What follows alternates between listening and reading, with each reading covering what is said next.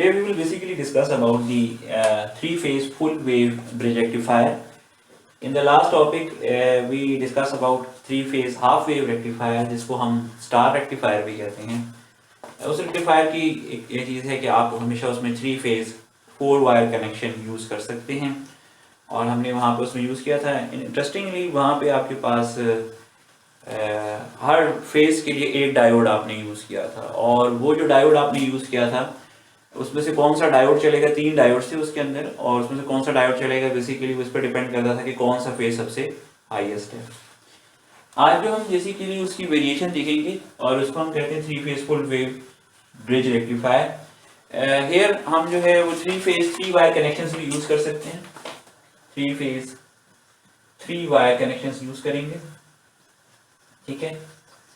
इसमें आप स्टार भी यूज़ करते हैं, डेल्टा भी यूज़ करते हैं. स्टार की एक मॉडिफिकेशन आती है जो बेसिकली थ्री फेज 3 वायर होती है, वो भी इसमें यूटिलाइज की जा सकती है और इसके अलावा आपके पास जो है वो डेल्टा कनेक्शन भी जो है वो यूज़ किया जा सकता है. बेसिकली ये कि तीनों फेजेस जो हैं वो बैलेंस होने चाहिए और फिर they are 120 degrees out of phase with each other, वो तो उसी तरीके से है. डायोड्स वगैरह जो हम यूज़ करते हैं वो आइडियल होते हैं. हम जो है वो आइडियल डायोड जो है वो यूटिलाइज करते हैं. आइडियल डायोड की जिस तरह मैंने पहले स्पेसिफाई किया था कि किसी भी सर्किट को एनालाइज करने के लिए आइडियल डायोड के लिए 2 assumptions होती हैं. One first is basically that there is no forward voltage drop, zero voltage drop होता है. और सेकंड जो आपका रिवर्स सिक्योरिटी टाइम है वो जीरो है. तो ये 2 मेन इसके लिए होती हैं किसी एनालिसिस करने के लिए. अब इस कनेक्शन में जो यूज़ किया जाता है interestingly it's a basically bridge. जिस तरह से पहले मैंने बनाया था बिल्कुल सिमिलरली उस तरीके से डायोड्स का आप ब्रिज बनाते हैं. और सिंस यहाँ पे आपके पास जो है 3 फेजेस हैं, so for every phase you employ 2 diodes, ठीक है. हम यहाँ पे बेसिकली जो मैं ये लगा रहा हूँ ये मैं स्टार कनेक्शन लगा रहा हूँ. आप इसके साथ जो है वो डायोड डेल्टा कनेक्शन भी लगा सकते हैं. बेसिकली ये है ए बी सी, ये बेसिकली न्यूट्रल है. न्यूट्रल आप यहाँ पे इसमें यूज़ नहीं करेंगे क्योंकि अब बैलेंस है और आपके पास क्योंकि रोड जो है वो रेजिस्टिव और सिंगल लोड हम यूज़ कर रहे हैं आउटपुट पे, तो आपको बेसिकली बैलेंसिंग के लिए कोई आउट ऑफ करने की जरूरत नहीं है. 3 फेज लोड नहीं है हमारे पास, सिंगल ही लोड लगाया हुआ है हमने इसके साथ. यहाँ पे आपके पास जो है ये ब्रिज आपका आ जाएगा. जैसे मैंने बताया कि फॉर एवरी फेज आपके पास 2 डायोड्स होंगे. सो लेट्स सपोज ये फर्स्ट फेज है आपका, तो ये आपके पास जो पहले डायोड्स हैं ये इसके साथ इंगेज हो गए. फिर ये आपका सेकंड फेज है और ये इसके साथ आपने इधर लगा दिया. And then you have the third phase.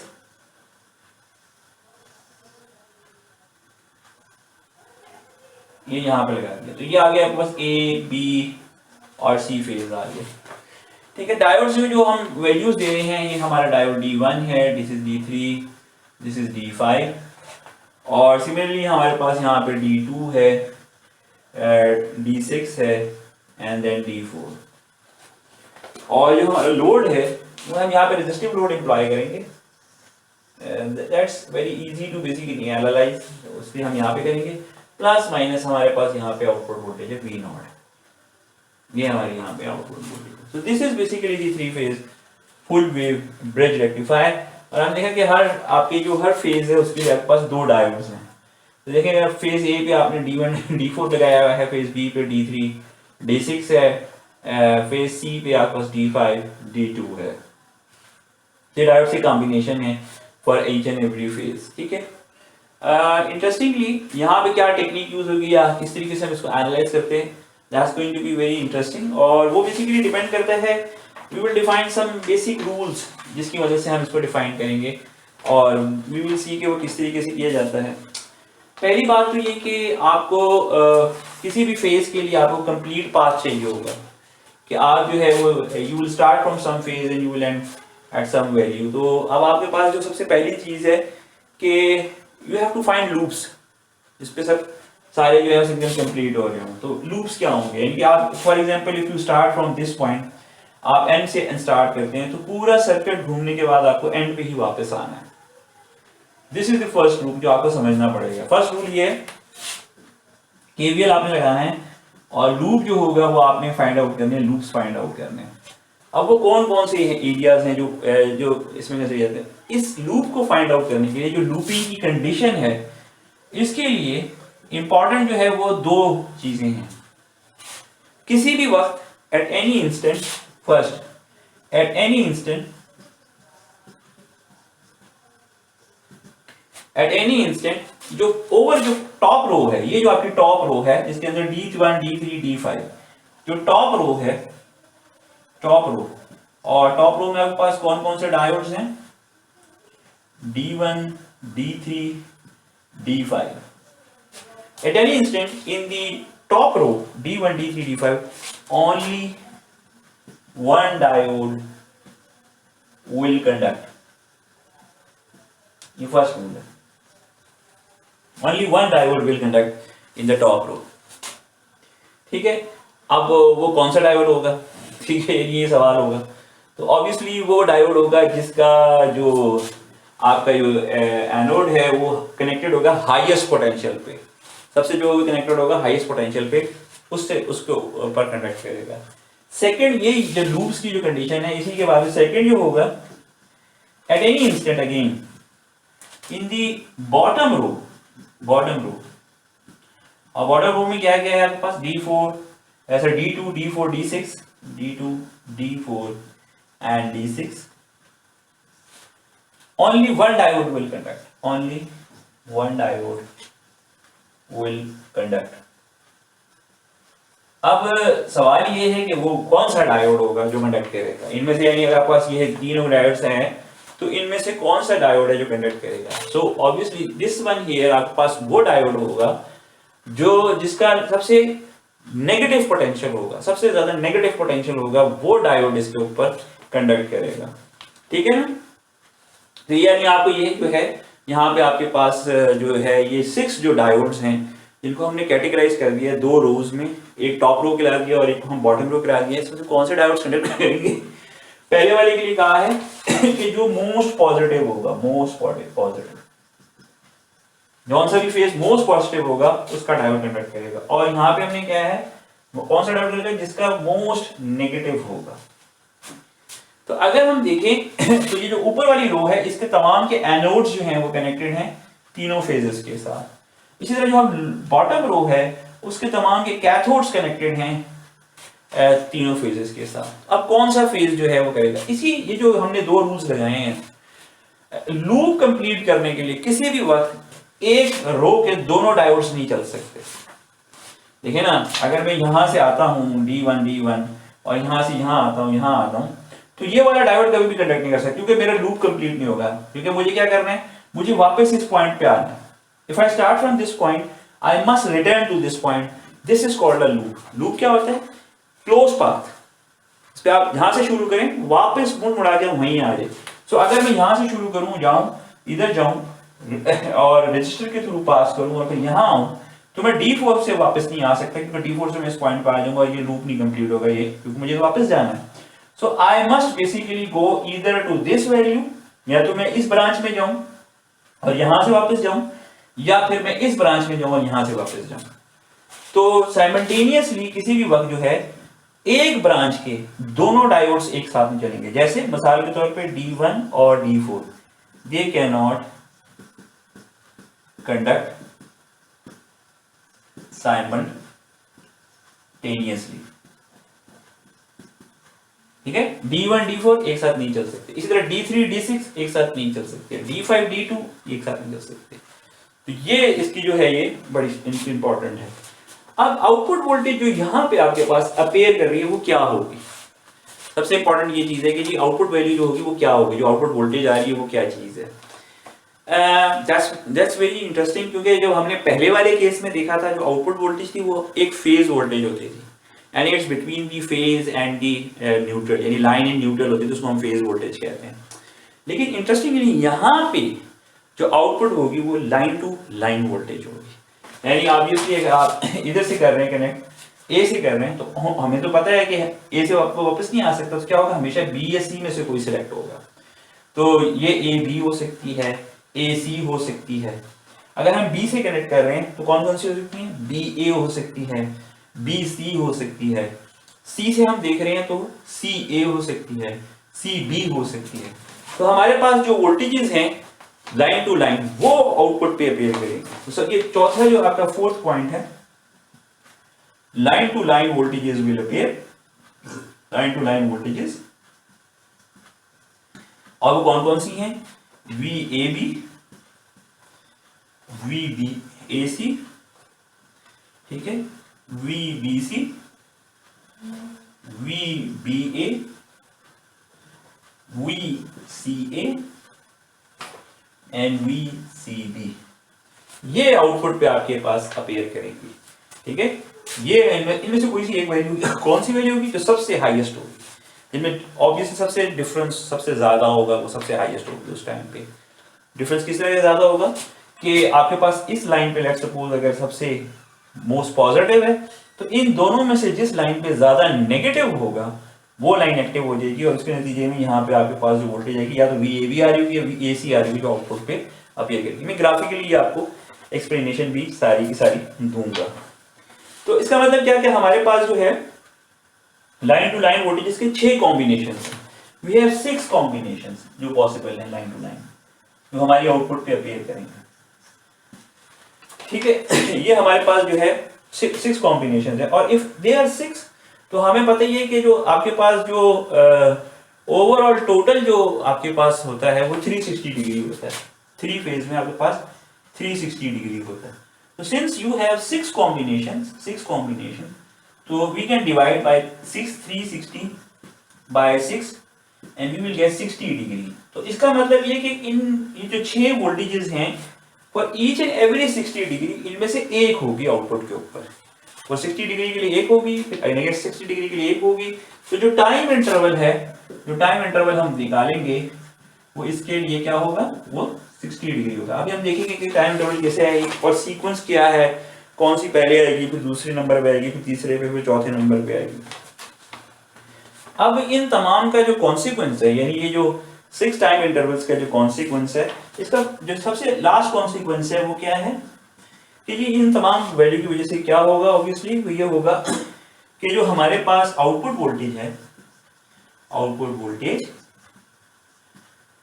वो जो होगी उसकी जो वो फंडामेंटल फ्रीक्वेंसी का 6 टाइम्स होगी।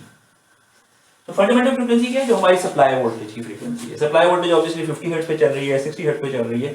तो जो हमारे पास हार्मोनिक आ रहा होगा, आउटपुट वोल्टेज में जो हार्मोनिक अपीयर करेगा, जो सबसे फंडामेंटल हार्मोनिक होगा, यानी जो सबसे लोएस्ट ऑर्डर हार्मोनिक होगा, वो 6 टाइम्स होगा, यानी उसी यानी इसका। तो यानी कि ये 550 है तो ये ऑब्वियसली 300 हर्ट्ज का आ रहा होगा। असल में ये जो हमने 3 फेज एम्प्लॉय की, जैसे लास्ट हमने देखा था 3 phase half wave bridge rectifier, उसका जो हार्मोनिक आ रहा था वो 3 multiply by the supply frequency. तो अगर आपकी सप्लाई फ्रीक्वेंसी 50 हर्ट्ज है तो वो आएगा 150 हर्ट्ज का।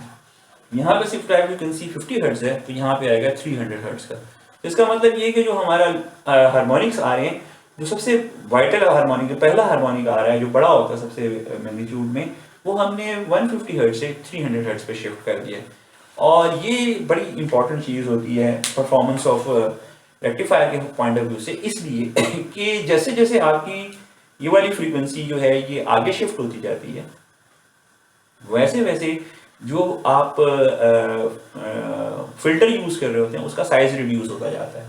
तो हमने देखा कि हाफ वेव रेक्टिफायर जो सिंगल फेज में हमने यूज किया था, उसकी फ्रीक्वेंसी थी एफ, यानी 50 हर्ट्ज आ रही है तो 50 हर्ट्ज का ही था उसका, जो उसमें जो हार्मोनिक आ रहा था बड़ा वाला, सबसे बड़ा हार्मोनिक आ रहा था। फुल वेव रेक्टिफायर में आपका जो हार्मोनिक था वो 2 टाइम्स हो गया था।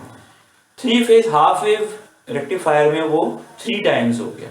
3 phase full wave bridge rectifier में वो 6 टाइम्स हो गया।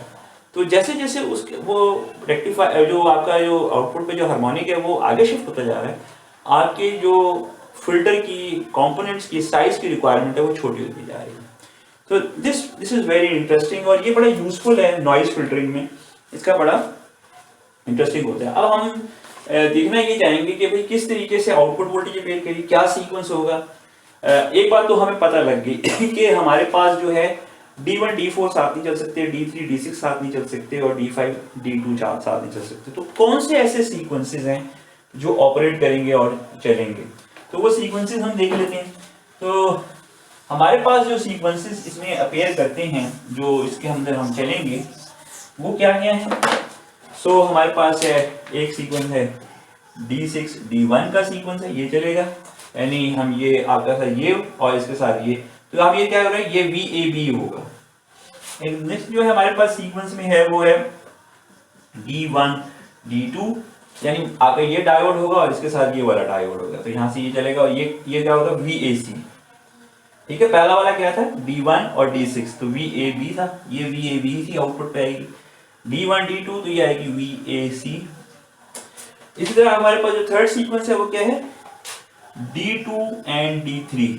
तो D2 क्या है, D2 बेसिकली आपका ये लगा हुआ है और D3 ये लगा हुआ है, तो D2 D3 क्या है, ये VBC आएगी आपके पास, VBC। नेक्स्ट आपके पास जो सीक्वेंस है वो है D3 D4। सो D3 और D4 इसका मतलब क्या होगा, ये VBA आएगी आपके पास, VBA।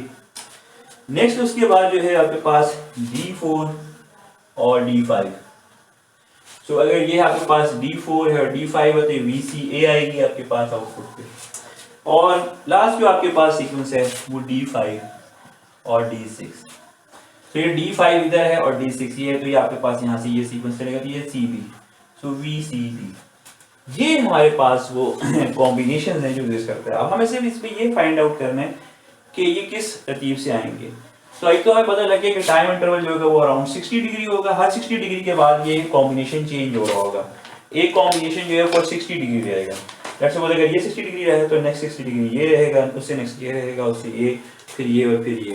तो एक तो हम ये देखेंगे कि आउटपुट में जो वोल्टेजेस अपीयर कर रही हैं उसकी शेप क्या होगी, क्योंकि ये लाइन टू लाइन वोल्टेजेस है जो हमने पहले इससे पहले वाले केस में देखी थी 3 phase half wave bridge rectifier में, वो थी फेज वोल्टेजेस, तो दे वर सिंपल। अब यहाँ पे जो है ऑब्वियसली जब लाइन वोल्टेजेस होती हैं तो मैंने 3 फेज कनेक्शंस जो हैं जैसे डिस्कस किए थे, उसके अंदर वो आप वीडियो देख सकते हैं कि उसके अंदर मैंने आपको बताया था कि जो लाइन टू लाइन वोल्टेजेस का जो रिलेशनशिप होता है फेज वोल्टेजेस के साथ, उसके अंदर आपको एक फैक्टर इन्वॉल्व करना पड़ता है, एक फैक्टर दैट इज दी √3। तो वो आप वो उसको रिवाइज कर लें, उससे देख लें तो आपको क्लियरिफाई हो जाएगा। अब मैं आपको एक्सप्लेन करूंगा ग्राफिकली कि कौन सा फेज जो है वो टेक ओवर करेगा, फिर कौन सा फेज आएगा and then we will see कि जब आप एनालिसिस कर रहे होंगे तो किस तरीके से आप जो है वो इंटरवल्स जो हैं वो स्पेसिफाई करेंगे and then you use this interval to find out the output average output voltage और RMS आउटपुट वोल्टेज जो है वो आप फाइंड आउट करेंगे।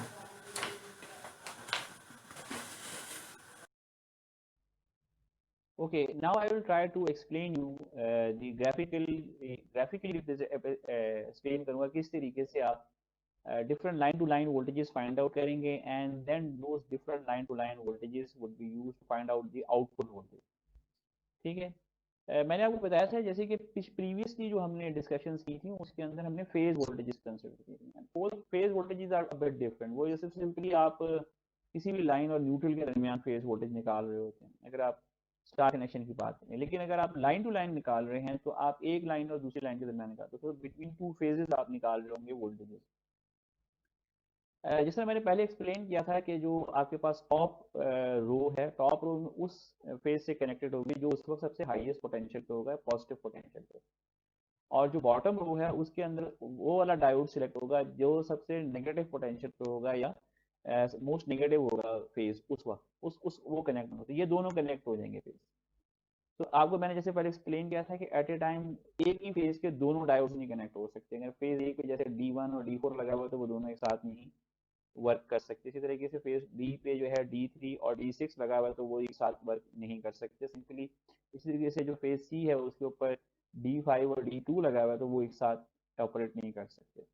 तो हमारे पास जो कॉम्बिनेशन है जो हमने ट्राई करने हैं वो VAB है, VAC है, VBC है, VBA है, VCA है और VCB है। ये यहाँ पे पिक्टोरिकल भी बने हुए हैं और डिग्रीज भी स्पेसिफाई हुई हैं। फर्स्ट ऑफ ऑल जो हम सबसे पहले काम करेंगे कि ये जो हमारे पास बेसिक 3 फेजेस हैं which are 120 degrees apart out of phase with each other, हम ये हमने ड्रॉ किए हुए हैं। तो ये वी ए है, ये बी है, ये सी है। हम इन दोनों के हम इनके डिफरेंसेस फाइंड आउट कर लेंगे कि जो हमारा पहला फेज है उसका वी ए बी अगर निकालना है तो फेज ए और बी के दरमियान वोल्टेज डिफरेंस निकाल लेंगे। इस तरीके से फेज ए और सी के दरमियान निकल आएगा, फिर फेज बी और ए के दरमियान निकल आएगा, फेज बी और सी के दरमियान निकल आएगा, फिर फेज सी और ए के दरमियान निकल आएगा, और फेज सी और बी के दरमियान निकल आएगा। तो इस तरीके से हमारे पास इन तीन जो हमारे पास साइनोसाइड्स आ रही हैं, से हमें मजीद 6 साइनोसाइड्स मिल जाएंगे। बिकॉज अगर आप किसी भी साइनोसाइड को किसी साइनोसाइड से माइनस करें या ऐड करें, एट दी एंड आपको जो रिजल्ट मिलता है वो भी एक साइनोसाइड होता है। तो ये हम पहले देख, ये बड़ा सिंपल सा है, everyone knows about this thing. So when we do this thing, तो हमें मिल जाएंगी लाइन टू लाइन वोल्टेजेस। तो ये आपके पास देखेंगे, ये हमारे पास 6 फेजेस आ गए। ब्लू कलर में हमारे पास वी ए बी है, जो यहाँ पे ब्लू कलर में चल रहा है, वो देखें वो साइन वेव है। इसी तरीके से हमारे पास ये जो है ऑरेंज कलर है, तो इसके अंदर हमारे पास वी ए सी है, you can clearly see that वो भी एक साइन वेव है। फिर हमारे पास ग्रे कलर में है वी बी सी, वो भी एक साइन वेव है। और फिर वी बी ए, वो भी एक साइन वेव है, ये येलो कलर में है। फिर ब्लू कलर में वी सी ए है, एंड देन लास्ट में have in green colour we C B है। तो ये हमारे पास 6 जो हैं लाइन टू लाइन वोल्टेजेस हैं जो आ रही हैं। ये मैंने यहाँ पे इनको सारों को एक ही प्लॉट पे कर लिया। इंटरेस्टिंग पॉइंट टू रिमेंबर, जब हमने लास्ट टाइम इस प्लॉट को मैंने प्लॉट किया था, तो वहाँ पे जो एम्पलीट्यूड था मैंने वो 0 से 1 तक रखा था। ठीक है, यानी वी जो आपका होता है, मतलब अब यहाँ पे फर्क क्या है, ये लाइन टू लाइन है तो इसके अंदर जो है अब फैक्टर ऑफ √3 मल्टीप्लाई हो रहा होता है, वो 1.73 बनता है। तो ऑब्वियसली यहाँ पे जो मैंने एम्पलीट्यूड रखा है वो 0 से 2 तक रखा है, और 0 से -2, ये -2 से 2 के दरमियान होगा, क्योंकि आपके पास नेगेटिव में -1.73 आएगा, और इन दी पॉजिटिव साइड जो है 1.73 की जो आपके पास पीक आ रही होगी। वीएम जो है अब आपका 1 नहीं रहा, बल्कि वो 1.73 वीएम हो गया। ये लाइन टू लाइन वोल्टेजेस की वजह से। ठीक है, तो जैसे मैंने आपको पहले बताया, अब ये लाइन टू लाइन वोल्टेजेस क्या है, these are the differences between two phases, ये डिफरेंस है। तो किसी भी लहजे पे जब, जैसे मिसाल के तौर पर अगर वी ए बी की बात करता हूँ, अगर ये हाईएस्ट मोस्ट पे है तो कौन सा कॉम्बिनेशन इसके साथ चल रहा होगा। तो if you look at the circuit figure जो हमारे पास है, तो वहां पे आपके पास D1 और D2 का कॉम्बिनेशन जो है वो एक्टिव हो जाएगा, क्योंकि सॉरी D1 और D6 का कॉम्बिनेशन जो है वो एक्टिव हो जाएगा, जो D1 और D6 का। तो D1 जो है वो ए फेज ए के साथ कनेक्टेड है, और D6 जो है वो फेज बी के साथ कनेक्टेड है। दिस इज ए बी होगा। अगर हम इधर से पिक्चर से अगर हम देखें, तो हमारे पास यहाँ पे अगर हम देखें तो सबसे हाईएस्ट मोस्ट पे जो आ रहे हैं, ये मैंने इनको एक स्क्वायर के अंदर कर दिया। दीज आर द पॉइंट जो मैंने इनके स्क्वायर के अंदर कर दिया है। और इधर से let's suppose if we start with this thing, कि जी यहाँ से हम स्टार्ट करते हैं, जो लेट्स सपोज हम इसको π/3 कह देते हैं या π/6 कह देते हैं। तो वैसे तो आसान चीज ये कि आप इसको जीरो कर लें, अज्यूम कर लें ये जीरो है यहाँ से, जहाँ से हम शुरू कर रहे हैं। तो हमारे पास ये जो वी ए बी है वो हाईएस्ट है, और आप ये देखें कि इस पॉइंट के ऊपर ये डिफरेंस जो है ये सबसे हाईएस्ट है। इस वक्त कोई भी जो दूसरा फेज है वो इसके कंपटीशन में नहीं है। ये ग्रीन फेज है, ये डाउन जा रहा है, ऑब्वियसली इस इंस्टेंट से आगे ये नेगेटिव, यानी ये कम हो जाएगा इससे। आपके पास ये जो ऑरेंज फेज है वो इससे भी नीचे है। इसके अलावा ये जो ग्रे फेज है जो कि वीबीसी है वो भी इससे कम है। ये जो लाइट ब्लू आपके पास कलर में है वीसीए, ये भी इससे कम है। और आपके पास जो लास्ट ग्रीन कलर के अंदर जो है वीसीबी, ये भी इससे कम है। तो एट दिस इंस्टेंट, ये जीरो में लेता हूँ, तो यहाँ पे जो होगा आपके पास सबसे जो लोएस्ट, जो सबसे हाईएस्ट होगा वो वी ए बी होगा। वी ए बी का मतलब ये है कि आपके पास जो डायोड कॉम्बिनेशन D6 D1 है वो एक्टिव होगा और वो चल रहा होगा। ठीक है, तो अगर मैं इसको सर्किट से देखूं, तो मेरे पास ये जो सर्किट है वो ये है। यहाँ पे देखिए, यहाँ पे ये सारा बना हुआ है, यहाँ पे इसको देखें, ये सर्किट D1 और D6। D1 यहाँ से करेगा, तो इसका मतलब ये कि यहाँ से करंट चलेगा, इधर से जाएगा, पास करेगा, और इधर लोड से पास करते हुए आपके पास आउटपुट वोल्टेज अपेयर करेगी। अब इनमें से कौन सा आएगा जो सबसे नेगेटिव है, तो वो इसमें कौन सा है, वी ए बी के लिहाज से D6। तो D6 से ये यहाँ से यूं रिटर्न कर जाएगा और यहाँ वापस आ जाएगा। ये हमारा पहला लूप बनेगा। ठीक है, तो हाँ, मैंने आपको दिखा दिया कि पहला लूप किस तरीके से बनेगा। कि इधर आपके पास ये सबसे हाईएस्ट वोल्टेज होगी, क्यों, क्योंकि इस ये दो डिफरेंसेस दे रही है कि आपके पास जो फेज ए है वो सबसे हाईएस्ट पॉइंट पे है, और अगर मैं इसको यहाँ से देखूँ तो फेज ए जो है इस पॉइंट पे वो सबसे हाईएस्ट पॉइंट पे और फेज बी जो है वो सबसे नेगेटिव पॉइंट पे। ये तो साफ नजर आ रहा है ये। अगर आप इसको ज़्यादा क्लियरली देखना चाहें तो यहाँ से देख सकते हैं। फेज ए जो है वो सबसे हाईएस्ट पॉइंट पे पॉजिटिव है और इसी पॉइंट पे फेज बी जो है वो सबसे नेगेटिव है। तो इन दोनों का जो डिफरेंस है वी ए बी वो सबसे हाईएस्ट होगा इधर, क्योंकि ये हाईएस्ट है। तो इनका जो डिफरेंस है इसके नतीजे में आपके पास D1 और D6 का कॉम्बिनेशन जो है वो काम करेगा और आपके पास ये पहला लूप आ जाएगा। ये this is the first loop. Next क्या होगा जी, नेक्स्ट हम आते हैं दोबारा जाके देखते हैं जी। अब हमारे पास जो इसके बाद जो आ रहा है जो फेज इस अगले इंस्टेंट पे जाके अगर देखिए लेट्स सपोज ये हमने 0 पे देखा है तो ये 30 डिग्री पे देखेंगे तो भी यही होगा हाईएस्ट। फिर अगले में उससे आगे चला जाऊँ तो 60 डिग्री है। 60 डिग्री पे आपके पास फेज स्विच आ रही होगी। मैंने जैसे आपको शुरू में बताया था कि जो टाइम इंटरवल है ना जिसके लिए कोई सा भी एक लाइन टू लाइन जो वोल्टेज है वो हाईएस्ट होगी वो 60 डिग्री है। तो 0 से 60 डिग्री आपकी कौन सी रही है, वी ए बी। नेक्स्ट कौन सी हाईएस्ट हो रही है, वी ए सी। नेक्स्ट कौन सी हाईएस्ट हो रही है, वी ए सी। इसका मतलब ये जो कोई नेक्स्ट इंस्टेंट आ रहा है यानी 60 डिग्री के ऊपर जो इंस्टेंट आ रहा है वहां पे जो डिफरेंस है वी ए और सी का सबसे हाईएस्ट हो गया। तो अगर हम यहाँ पे देखें तो यहाँ से जो आपके पास 60 डिग्री जो आपके पास पिक हुआ तो वहाँ पे वी ए सबसे हाईएस्ट पॉजिटिव पे और वी सी जो है वो मोस्ट नेगेटिव पे है। तो इन दोनों का जो डिफरेंस है वो मेरे पास सबसे हाईएस्ट हो गया, ये जो आ रहा है वी ए सी। तो ऑब्वियसली अब ये तो कौन सा कॉम्बिनेशन होगा, let's go and see. We A के साथ D1 है और सी के साथ D2 है। सो D1 D2 का जो कॉम्बिनेशन है वो एक्टिव हो जाएगा। तो अब क्या होगा, करंट यहाँ से आएगा, यहाँ जाएगा, यहाँ जाएगा लोड पे और फिर यहाँ से जो रिटर्न पाथ लेगा अब 6 पे नहीं जाएगा बल्कि D2 जो सबसे नेगेटिव हो गया सी उससे थ्रू होता हुआ सी और सी यहाँ से वापस न्यूट्रल में आ जाएगा। तो आपने देखा किस तरीके से जो अब हमारे पास जो लूप आ रहा होगा वो हमारे पास जो है वो ये वाला लूप आ रहा होगा। तो ये दूसरा लूप है। इस तरीके से हमारे पास मजीद लूप हैं वो हम वो देख लेते हैं। अब अगर हम वापस तो हमारे पास जो है ये ग्रे कलर का जो है ये अब ये 60 डिग्रीज के लिए फिर यही फेस चलेगा। जो वी ए सी है ये टेक ओवर कर लेगा और 60 डिग्री ये चलेगा। तो अगर वो 0 से 60 डिग्री वो चला रहा था फिर 60 से लेके 120 डिग्री तक ये वाला फेज रहेगा। नेक्स्ट क्या है आपके पास, इसके बाद जो है आपके पास ग्रे जो कलर का जो पेज है वो जो है टेक ओवर करेगा वो है VBC। VBC तो इसका मतलब ये कि एट दिस इंस्टेंट यानी जो हमारे पास 60 + 60 120 डिग्रीज के इंस्टेंट पे इस पॉइंट के ऊपर आपके पास between the phase B and phase C जो डिफरेंस होगा वो हाईएस्ट होगा। तो ये जो लाइन टू लाइन वोल्टेज है ये सबसे हाईएस्ट होगी और आप कौन सा कॉम्बिनेशन टेक ओवर करेगा, दैट विल सी। यानी इसका मतलब है कि अगर मैं इधर जाके देखूं तो यहाँ पे जो है 120 डिग्रीज के ऊपर यानी वी बी सबसे हाईएस्ट है, फेज हाईएस्ट है और सी जो है वो सबसे नेगेटिव है।